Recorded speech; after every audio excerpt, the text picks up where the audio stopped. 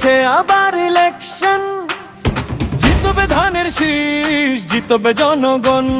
বাংলার মানুষের একটাই ডিসিশন, আসলে ধানের শীষ, নাই কোনো টেনশন।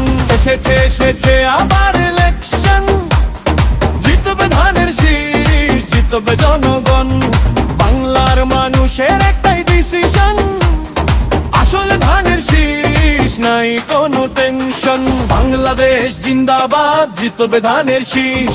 বাংলাদেশ জিন্দাবাদ, জিতবে ধানের শীষ।